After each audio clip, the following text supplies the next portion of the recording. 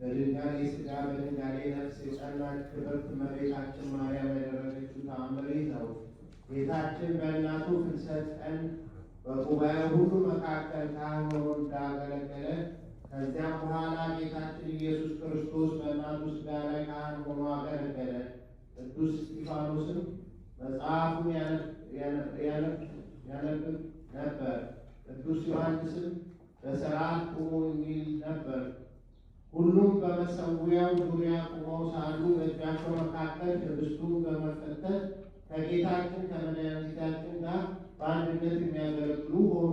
አባታችን ጴጥሮስን በመድኃኒታችን ቀኝ ተራዳኢ ካህን በመሆን የቁርባኑን ሥርዓት ያከናውን ነበር።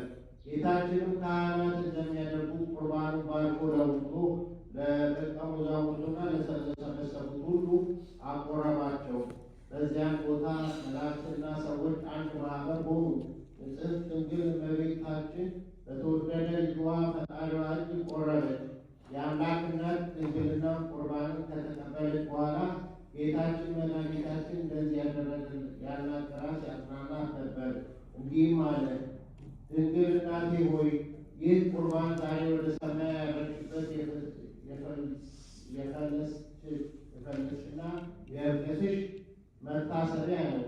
ዛሬ ወደ ሰማይ ያረግሽበት ይኸው ነሐሴ 16 ቀን የእርገትሽ መታሰቢያ የሚያደርገውን ሁሉ በዚህ በመታሰቢያሽ ቀን መስዋዕት ማቅረብ የሚተጋውን ሁሉ እነሆ እኔ ከሥጋቸው ነፍሳቸው በወጡ ጊዜ በሰማያዊ መንግሥት በቅዱሳን ሁሉ ማኅበር መካከል ነፍሳቸውን አቆርባለሁ።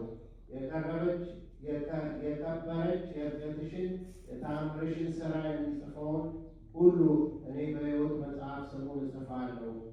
በስምሽ ቤተ ክርስቲያንን የሚያሰራውን እኔ በመንግሥተ ሰማያት ዋጋውን ሰጠዋለሁ። ስለ ስምሽ የተራቁተውን ያለበሰውን እኔ በብርሃን ማደሪያ ውስጥ ብርሃናዊ ልብስ አለብሰዋለሁ።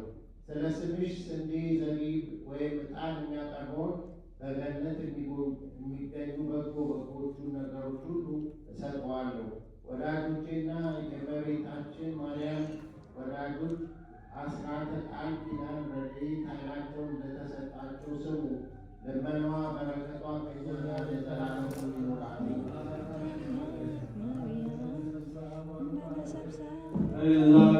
Amen.